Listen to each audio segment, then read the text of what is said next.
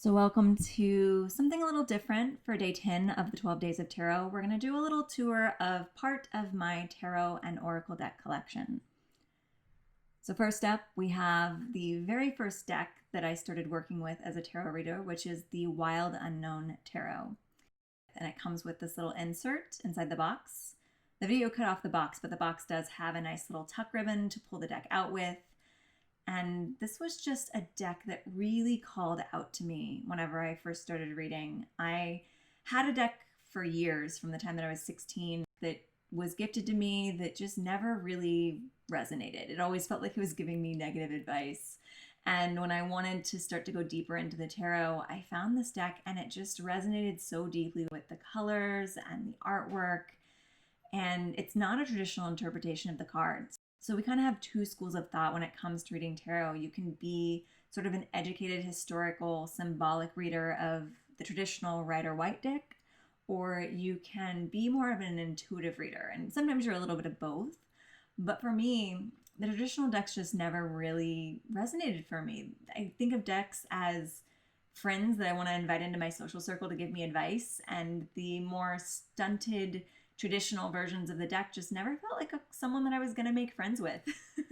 So this deck really was someone that I wanted to make friends with, and it's the deck that I actually have learned all of the card definitions and interpretations from. So rather than having traditional symbolism to think of whenever I read other decks, I automatically go back to the symbolism in this deck because it just makes so much sense to me. So many colors, so many animals that was purposely created without any human imagery.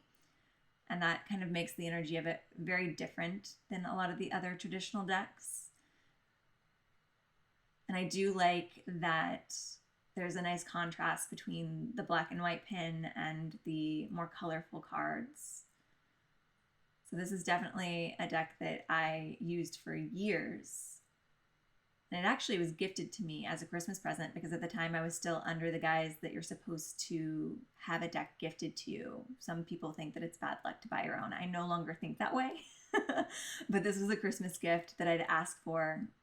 And this deck is actually traditional tarot size cards, so they're kind of a medium size. They're not the playing card size and they're not extra large, but that makes them really easy to handle and shuffle. You can also see from the edges how well used these cards are. Now, in addition to the insert that comes with the deck, the Wild Unknown also has a guidebook. And I actually purchased the guidebook about a year prior to getting the deck because I wanted to get to know the cards. And I highly recommend it, especially for beginning readers, because it has interpretations of the different suits. It has a little information about the different families in the cards, known as the court cards. And then it has, suggestions for readings and just kind of gives you a little tarot one-on-one at the beginning and then goes into the card interpretations. So I really, really enjoyed the fact that I had this book for so long before actually touching the cards, because by the time I actually got the deck, it felt like they were old friends. I'd been reading about them for a year, so I was ready. So next up in my collection is probably the second or third tarot deck that I got from the Linus Oracle Tarot. So this is actually a Valentine's Day present to myself. As you can see, it's got a lot of romantic imagery with the roses on the box and on the backs of the cards. And it's got this beautiful sort of antique gold gilding. And it also comes with one of these nice little booklets as an insert into the box, which are sometimes kind of nice because they travel well. And those nice gold edges. It's not quite the shiniest gold, but it's just a nice little subtle sheen. And then more roses on the inside of the box. Again, we've got the roses on the back of the cards. They're all collages from found imagery. So these are very non-traditional symbols, and they're very deep and rich images that I find kind of lend themselves to their own definition of the cards. There are times that I'm reading from this deck that I know that traditionally the card should mean one thing, and in certain readings it'll just jump out to me that it means something completely different. So they kind of have their own language, as do most decks, but this one in particular, I feel like I need to consult the book quite often with this one because it's such a different vibe. I use it a lot for relationship readings because, again, it does have that romantic sensibility to it. And it does have a pretty positive slant to the interpretations in the booklet as well. So, like I said, all decks have their own personality. You're not going to go to the friend that's going to give you tough love when you need to be handled with kid gloves, and you're not going to go to the friend that sugarcoats everything when you need to hear it straight. And this one's not necessarily sugarcoating, but like a nice, soft, loving interpretation of whatever the cards have to tell you. These are larger cards than a lot of decks in the traditional size, and they are a little harder to shuffle, both because the sides was a little hard to get used to for me, and also because of the gilded edges. So sometimes those catch, and I do have a couple of the cards that are kind of losing their gold because of that. So that's something to be aware of, but definitely not something to keep you from getting a deck. The Spirit Speak Tarot is the next one in my collection, and this one is a very interesting energy. This is actually the reversed edition. The traditional edition of this deck is the exact same images, but all of the black and white is reversed. So again, it has that booklet inside, very short descriptions of all the cards. And everything in this deck that's black was white in the original, everything that's white was black. So these are just the negative and inverse of the original deck that this artist created. I don't think they sell this edition anymore. But I find that it feels very good for shadow work, for readings that are really diving into wanting to know where your wounds are and what you're healing, because the imagery is not only darker because of the negative, but also a little bit sometimes scary at sometimes. It's a very sort of intense and energetic interpretation of the card images, and there's a lot going on in each one. So I actually find that I reach for this deck the least often just because of that darker heaviness to it. But it is really good at times that I have been wanting to dive into something in my past that does feel a little bit darker that I'm trying to overcome. It definitely tells it straight. It definitely doesn't shy away from the darkness, which is sometimes what we need. There is a lot of glare on these cards. They're extra glossy, which is another reason why I don't use them a lot for my readings online, because as you can see, the ring light kind of glares off of them. Normally they're pretty easy to shuffle, but this particular shot, I was having a little extra hard time, but they are smaller than even traditional playing cards. So it just depends on what your hands are used to.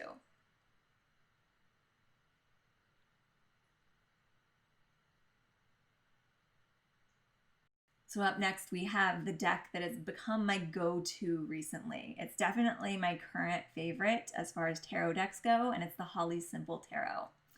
It comes in this tuck box, which I'm not a huge fan of because it does wear down a lot. And I actually have tape around this box because I'm wearing it out.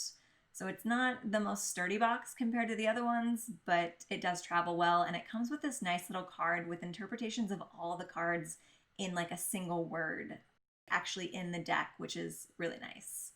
I love, love, love the backs of this deck. Just like a rainbow vortex that you're diving into.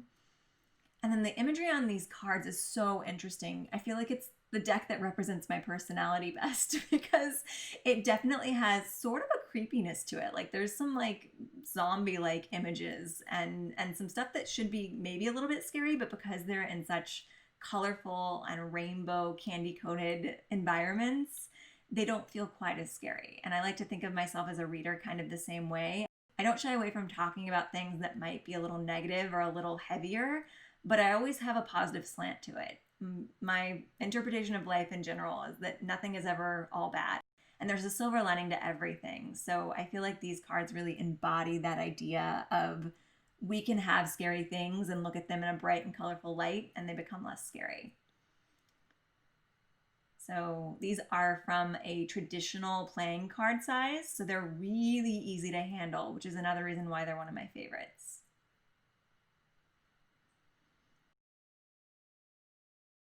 So the Holly Simple Tarot actually comes with its own guidebook. It doesn't come with it. It's a separate order like the Wild Unknown Tarot. So it's optional, but I found that it was really helpful. It's basically the artist's notes while she was learning about the cards so she could create the deck. So it's really nice to be able to kind of just go through, it's very stream of consciousness. So I find that this is a really good guidebook to just kind of open up to the page and see what word jumps out at me as far as how to define the card in that moment. Lots of sketches and drafts, and in the back of the book she actually just has all drafts from different ideas that she had from the cards. So it's definitely an artist's guidebook. And it's got those little zombie fingers, zombie hands. Like I said, it's a little creepy, but it's also easy to handle because it's sugar coated. Next up, we have the Moonchild Tarot. So this deck was actually created by the same artist that did another deck that I used to have called the Star Child Tarot. I actually gifted that deck to a friend whenever I got this one because this Moonchild Tarot resonated so much more deeply with me. It's got a lot of almost ancient Egyptian imagery to it. And I just really respond to, I don't know, it feels like it steeps back into everyone's ancestry. I use this deck a lot for readings that feel like they have a lot of weight, a lot of fate behind them, and also when I'm doing Akashic Records readings and diving into past lives. This is the one that I probably reach for the most, unless I get a vibe that something else is needed, because this one has so much, it just feels like it reaches back lifetimes. And of course it has that, included guidebook that I was just flipping through. It has this beautiful little extra art. I love it when the boxes have additional things on the inside. And this one does have a very shimmery gold edging. So we have those gilded edges and even a gilded back too. So beautiful, beautiful cards. And all of the people imagery in this deck are images of fellow New Age readers or coaches or spiritual people that the artist has used their images to represent the cards. So the back of the guidebook actually lists who all is represented in this deck, which is kind of cool. So it's a good deck to get if you're looking for more New Age thought leaders to follow and you just want that list in the back of the book. So again, we have the larger cards here. These are the same size as the Linus Oracle Tarot, so they are a little harder to shuffle, and they do have those gilded edges, and these are probably the most difficult to shuffle because they have the gilded backs as well. So it does take a little extra effort, but I find that for the readings I'm using them for, it's totally worth the extra effort to shuffle. And gorgeous nonetheless. And our final deck in this little mini tour is actually created by me. The Total Betty Goddess deck is a deck of 90s icons representing the goddesses. So we have a whole 90s theme here. I designed the box, the deck, the guidebook. Little shout out to my Instagram, because if you have this deck, I definitely want to see the spreads that you end up with. And as we unfold things out of that rigid box, we have a composition notebook design on the back of the cards, and then super colorful goddesses on the inside. So I like to think of this deck as an energy of the cool girl in high school taking you under her wing and showing you the ropes. So if you're the freshman in the world, this is like the cool senior coming in and being like, hey girl, I got you. A little sisterhood of divine energy to help guide you through your life. And each of these goddesses was definitely divinely paired with her 90s icon. I did it sort of in dreams. Some of them came to me. Sometimes it was just kind of on the fly. It felt like the right thing. And then the more that I did research and writing the guidebook, the more each one of these goddesses felt like they couldn't possibly be represented by anyone else other than the goddess that had been selected for them. So there were so many parallels that I couldn't even have anticipated that were just so lovely and beautiful. And yeah, there's a lot of really, really cool energy at play in the creation of this deck. And I believe that each goddess really selected her own counterpart. So the thing that I love about these cards is that they are the traditional tarot size, but because they are semi-gloss, they are super easy to shuffle. And there's 44 cards in the deck, so that makes the whole deck easy to handle. I do have thoughts that I might do some expansion packs in the future, but for now, we've got the 44 cards that fit neatly into that little tuck box. Lift, lid, unlock magic is your little side message there. So they're nice and protected in that little home. And of course, just like any good tarot deck, we have a guidebook for this as well. Each of the cards does have a little blurb at the bottom that describes the goddess, but the guidebook goes a little deeper. It's available purchased in tandem with the deck at a little discount or ordered separately. And the reason it's a larger guidebook is because I wanted to make it a coloring book. So it's A5 size, and we've got plenty of room to include a little introduction and then full page spread of the goddess image that's in black and white outline so that you can color it in. So I like to think of the coloring process not just as something fun to do to entertain ourselves, but also a dedication to that goddess. So the fact that you get to adorn each goddess to your liking feels very ritualistic. And we've got little bio in the back of the artist, that's me, and some acknowledgments. And then of course that composition notebook cover with some 90s inspired stickers. It matches the back of the cards, which also in turn match the box lid.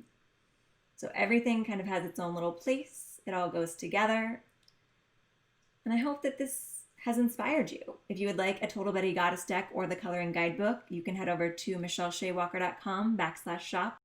But wherever you decide to do your readings, shuffle up and enjoy the magic.